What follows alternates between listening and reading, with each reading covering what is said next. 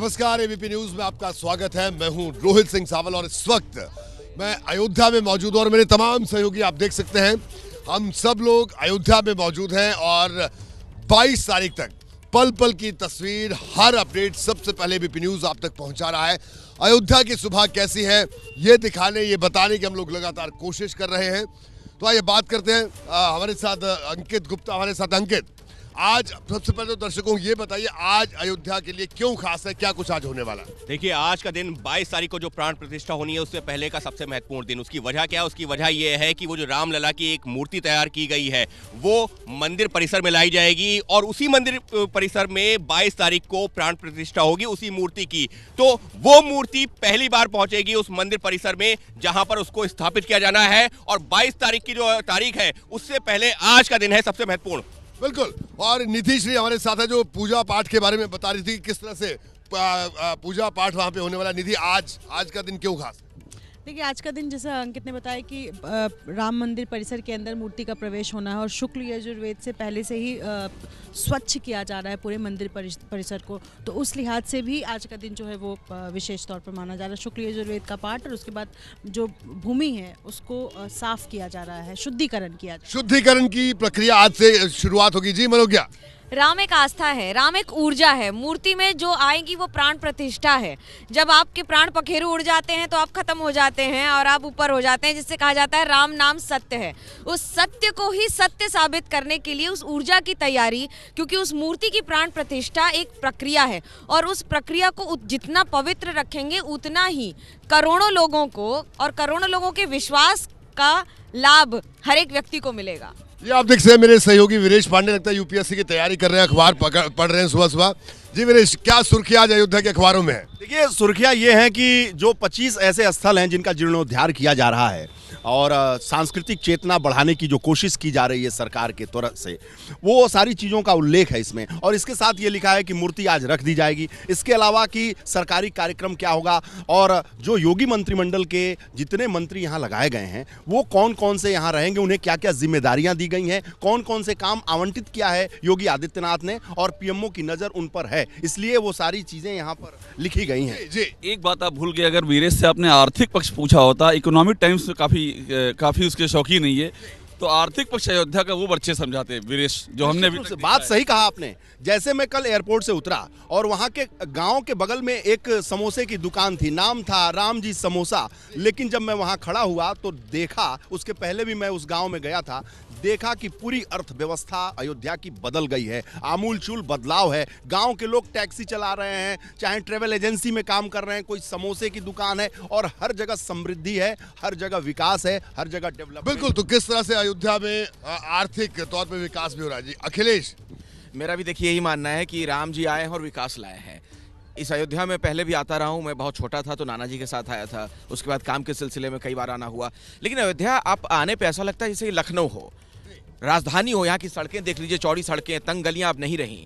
लोगों को यहाँ रोजगार मिलने लग गया है, हर तरफ खुशहाली का आलम है।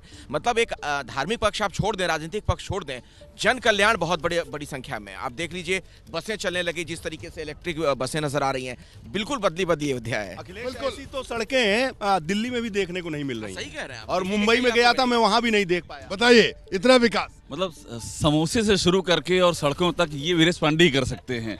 ये जो इनका दायरा है ये अद्भुत है। और आर्थिक राजधानी तक, देश की राजधानी से जयपुर से अयोध्या तक लगातार। जी शिरीन। बिल्कुल सही कह रहे हैं कि यहाँ आने के बाद ऐसा ही लग रहा है जैसे हम किसी महानगर में हो। अयोध्या पहले कैसा था, यहाँ के लोगों से बात करके पता चलता है और उनको यकीन नहीं होता, उनको लगता है कि जैसे हम अपने नहीं किसी और शहर में आए हैं। और यहाँ जिस तरीके का विकास हो रहा है, एक लाइन कहते हैं यहाँ के लोग कि राम लला आए हैं, हमारे लिए विकास लेकर आए हैं। विकास लेकर आए। जी दीपा। पहले ये कहा जाता था कि सुबह ये बनारस, शाम में अवध, लेकिन अब दोनों ही अयोध्या के लिए कहा जाता है, क्योंकि यहाँ पर जो विकास हुआ है, जो तस्वीर बदली है, उससे लोग खुश हैं। और आज का दिन बहुत इंपॉर्टेंट भी है क्योंकि रामलला के विग्रह का परिसर में प्रवेश भी करवाया जाएगा, वहाँ पर जल यात्रा कार्यक्रम भी होगा। और ये 500 साल के संघर्ष के बाद रोहित जी होने जा रहा है, जब रामलला के विग्रह को परिसर में एक बार फिर से मौका मिलेगा वहाँ प्रवेश करवाने का। तो ऐतिहासिक पल है और पल पल की जानकारी सिर्फ एबीपी न्यूज पर दर्शकों को मिलेगी। बिल्कुल। अवधेश, रामचरितमानस से शुरुआत आज सुबह की। बिल्कुल। इसके बारे में जो इक्ष्वाकु वंश का इतिहास है उसके बारे में कहा गया कि जितने राजा हुए उन्होंने जब कुछ ठाना तो बड़ा किया। ये सबको पता है कि गंगा जी को लाने वाले भगीरथ थे, लेकिन ये बहुत कम लोगों को पता होगा कि जो समुद्र है हमारे यहाँ, उसको खनवाने वाले थे राजा सगर, जो इक्ष्वाकु वंश के राजा हुआ करते थे। तो उनके बारे में कहा गया कि सागरो ये न खानितः। तो अवधपुरी ऐसी कि जब ये ठान लेती है तो कुछ बड़ा करती है। और दूसरा एक चीज़ प्रतिष्ठा से जुड़ी मैं बताना चाहता हूँ कि अयोध्या के चित्रकूट के भरतकूप से एक यात्रा निकलने वाली है। जब भरत जी खड़ाऊ लेके आए थे अयोध्या में, जब प्रतिष्ठित किया था खड़ाऊ को, तो वही प्रतीक स्वरूप खड़ाऊ एक बार आने वाली 19 तारीख को अयोध्या में, और यहाँ पर फिर उसको भी स्थापित किया जाएगा कि ताकि रामराज की पूरी परिकल्पना साकार। बिल्कुल, रविकांत जी बताइए। देखिए, अयोध्या जो है वो उम्मीदों की नगरी बन गई है। अब अयोध्या में जिस तरीके का विकास हो रहा है, उस विकास को देखते हुए ये माना जा रहा है कि आने वाले समय में अयोध्या को बनारस की तर्ज पर विकसित किया जाएगा, और जो आनंद आपको बनारस में मिलता था वो आनंद अब यहाँ अयोध्या में मिलेगा, क्योंकि बनारस की जो फैसिलिटीज़ थी वो अब यहाँ भी आ गई हैं। और यहाँ पर जो सरयू नदी है वो सबसे ज़्यादा आकर्षण का केंद्र है, और उससे जुड़ा हुआ जो धार्मिक उत्सव है वो अब यहाँ देखने को मिल रहा है। बिल्कुल, आइए थोड़ा आगे की तरफ चलते हैं, अयोध्या भी दिखाते हैं। अयोध्या की सुबह आजादी का आप आइए। आप इससे पहले वीरेश पांडे कुछ दिखाएं, आप पहले बता दीजिए। देखिए, बात कर लेते हैं सुरक्षा की, क्योंकि अब कुछ ही दिन बाकी है कार्यक्रम के लिए। तो देखिए, सुरक्षा व्यवस्था आज से और ज़्यादा सख्त हो गई है। अगर बात करें चेक पोस्ट की, तो चेक पोस्ट आज से बढ़ा दिए जाएंगे।